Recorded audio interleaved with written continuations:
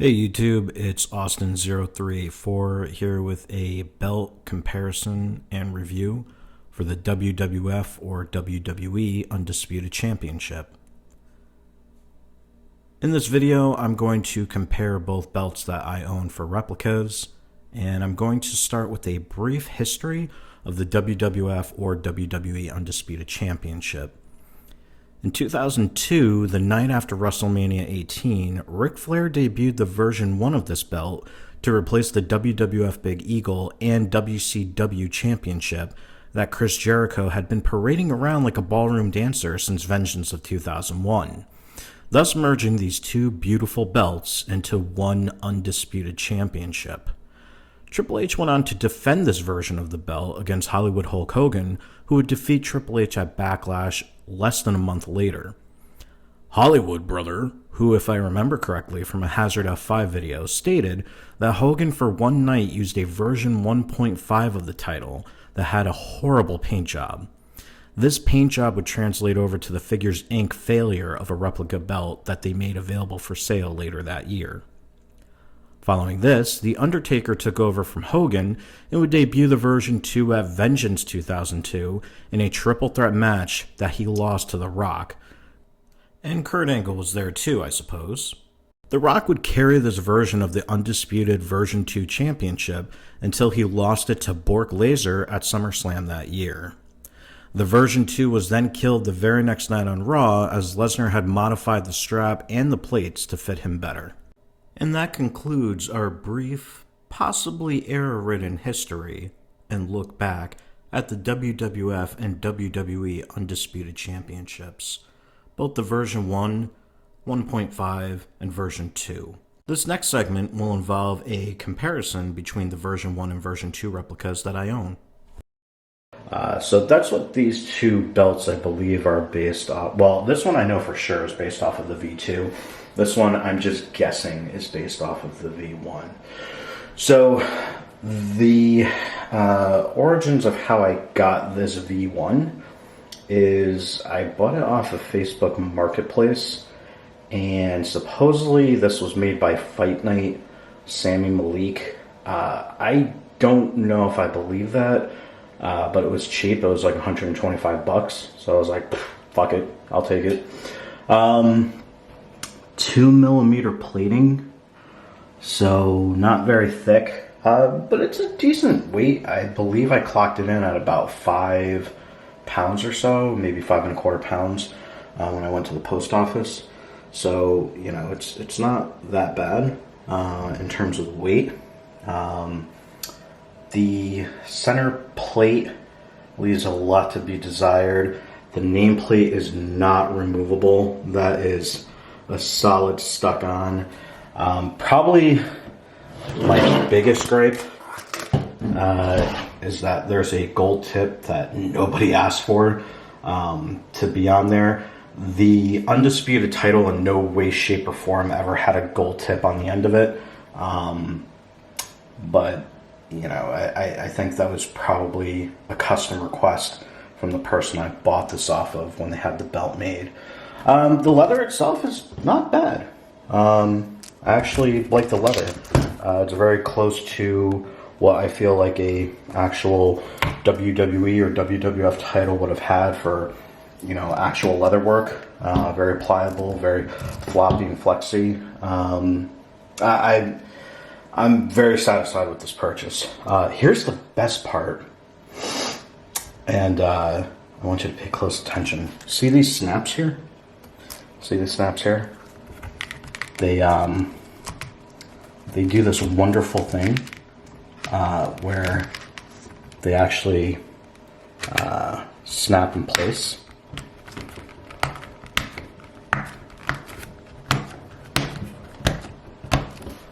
So, like, I don't know if you guys saw that. The belt has snaps. It's called a belt, so you can wear it around your waist.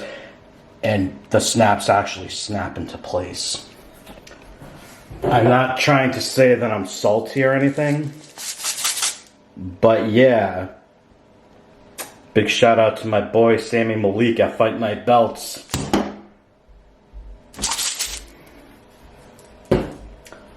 Anyway, all salt aside, you know, very satisfied with this purchase. There was a little bejazzler missing, but that's not the end of the world to me. This is a great belt for, you know, taking out and kind of walking around if you're a dork, and you can flop the belt around, you can whip it around, and, you know, lightweight enough so that it doesn't kind of weigh on you, but, you know, flexible and sturdy enough that you don't feel like you have to be too careful with it. Now,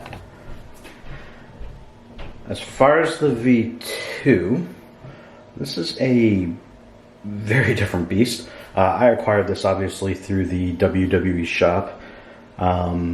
This guy is 6mm thick plates. It is hollow plates, but I don't really care about that. It's heavy as fuck. It's like 8.5 pounds. So I don't really care if it's hollow on the inside. I do plan on buying wheel weights and upgrading the weight of the belt to maybe 10 or 12 pounds eventually. But, you know, it's really solid. The most impressive thing is the fucking detail. I mean, my God, look at that. This is a far, far more beautiful belt than that, whatever it was that they produced in 2003 when they made a replica of this belt that was cast from the original. It was actually cast from that V1 belt. I'm pretty sure Hazard F5 said at one point, but we won't talk about that. Let's talk about the now. That was in the past, this is the now. So this belt here, I got from WWE shop. I got it on sale for Black Friday. There's a special going on with Klarna payments where you got like double your earned points. And I had a friend of mine tell me that you can get Amazon gift cards when you earn enough like perk points or whatever they call them for Klarna. So I got like $30 in Amazon gift cards just for making a payment on something that I already had the money for. It was amazing. The quality of the leather, not great. Let me take that back. I've had the Figure Inks version of this belt from back in 2003, and I got rid of it because, let's face it was trash. The writing on the plates and the details on the plates were just as good as that. So, you know, the leather compared to what it used to be is not that bad. You know, is it real genuine leather? No, absolutely not. Have they done a better job with producing the fake leather? Absolutely. I mean, there's no stitching, you know, on the box. The snaps seem a lot more sturdier than they used to be. And you know, the floppability of it, it's going to be hard for me to show you, but, you know, I like to kind of whip my belts around, kind of like the way The Rock and Stone Cold used to. And, you know, in terms of floppability, it's definitely a lot better than it used to be. So they've definitely come a long way. In terms of the plates, I mean, those are some thick boys, right? And the fucking curve on this is absolutely bonkers. So, you know, I got to give the WWE a lot of big ups for improving the quality of their belt game, and you know, I'm very satisfied with this purchase. You know, I'd have to say that I do have a couple of gripes with it, but they're nothing like major. You know, for $300 for this replica, I would not pay the original $400 or $450 that they charge for this. Absolutely not. But for $300, plus I got $30 worth of Amazon gift cards, I'm not disappointed in this purchase. All right, and so for the pros and cons of the V1, some of the pros are, you know, it's a pretty decent weight.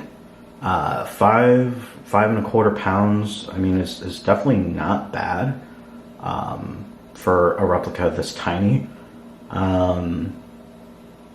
You know, the fact that it comes on real leather, is the stamping and the tooling, you know, top grade? No, it's not. It's not even close to being, you know, ring accurate. I don't really care about that.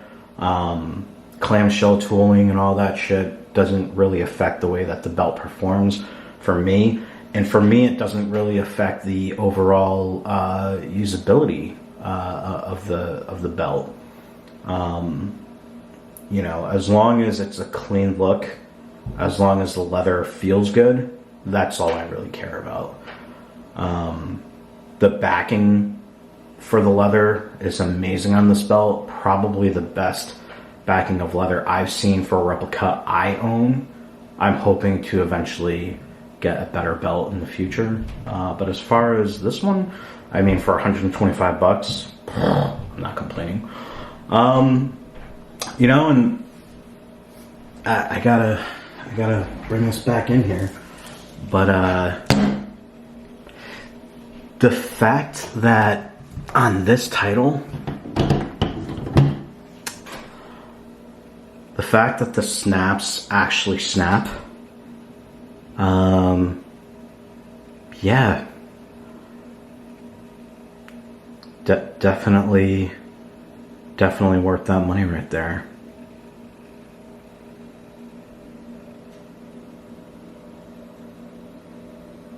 I'm salty. As far as the cons, I would say this gold tip that I have no idea why anybody would want on an Undisputed Championship is definitely one of the cons. When you're whipping the belt around, and if you're trying to, you know, Stone Cold Steve Austin it and kind of flip it everywhere, this fucker's actually, it's not even a full gold plated tip. It's only a half, but the fucker's still heavy as a motherfucker, and I've hit myself in the face. Other people have complained about it as well, that I've let hold the belt, so it's definitely a con in my book. It just changes the dynamic of how you use the belt. And the other con would have to be this horrible paint job. This is the worst coloring in. I feel like a first grader would have done a better job of coloring the plates in than whatever this was. And I don't think that's even the belt maker's fault. I think, like I said, they based this off of the Hogan 1.5 or the one or the replica from WWE Shop from Figures Inc. because the Figures Inc. belt, I distinctly remember, had this obnoxious paint job on it too. And I remember looking on TV and being like, the fuck? It doesn't look like that. What? Like, who spilled all of the black paint on this belt and did a half-assed job of wiping it off? That's how I feel about that paint job. You know, it's like night and day. You see that, and then you compare it to that, and it's not even the same. It's not even the same league. So really quick, I just want to go over some pros and cons of the V2. So for the V2, some of the pros are that it's heavy as hell. You know, it's a thick boy, and it's, for me, and this is just my personal preference, if the belt has a lot of weight to it, I feel like I definitely got my money's worth, and I feel like it fulfills that fantasy of, you know, I'm the champion. You know, it feels good to be able to lug around a belt that's heavy as hell. And as time goes on, the more comfortable you get with your belt, the lighter it becomes. You know, so when you do share it with someone, when you do, you know, nerd out with another fellow wrestling fan, they can be like, oh, damn, that's heavy. You can be like, heavy? It's like a paperweight. I don't feel nothing. You know, so it's that weight makes me feel like it's more premium. and it definitely adds to the experience. The improved leather is definitely another pro compared to what it used to be. Like I said, that old leather that Figures Inc. used to put on, the leather, as I used to call it, the fake leather, it would crease, it would crack, it would discolor. You couldn't even walk around with the belt on your shoulder without the motherfucker starting to creak like it was going to snap in half. So, you know, definitely big ups to WWE Shop for improving the quality of the fake leather. And the detail on the plates is, I mean, it was bar none. I remember when I had my Figures Inc. version of this belt, I couldn't read the wording on that McMahon crest symbol. And, you know, the detail in the globe, the star and the eagle is just bar none. I think the most impressive part of these plates is whatever that is. I don't know what to call it. The not nugget texturing, but I guess the engraving, whatever you want to call it. I mean, that didn't exist on the other belt, and if it did, it was like fucking spaghetti lines. This is like somebody actually went through the trouble of making it like as legit and beefy as possible.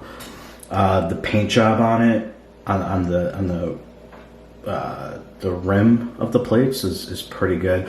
I did have a mild. Let me see. I know on one of these there was a mild discolored. I can't find it now, but you know, the paint job wasn't 1,000% perfect. But again, this is just a replica. It's not a actual recreation of the title. I now believe if WWE Shop in the description says molded from the real title, I believe that a lot more now compared to that bullshit they used to try to sell me on about a decade ago. Some of the cons, it's still not real leather. You know, it's kind of sad that if I can buy a belt from Pakistan from a guy who's probably working on it by himself in the middle of, you know, a broken down city, you know, I feel like the WWE, with their massive amount of resources, should be able to produce belts on real leather, or at least make it an option.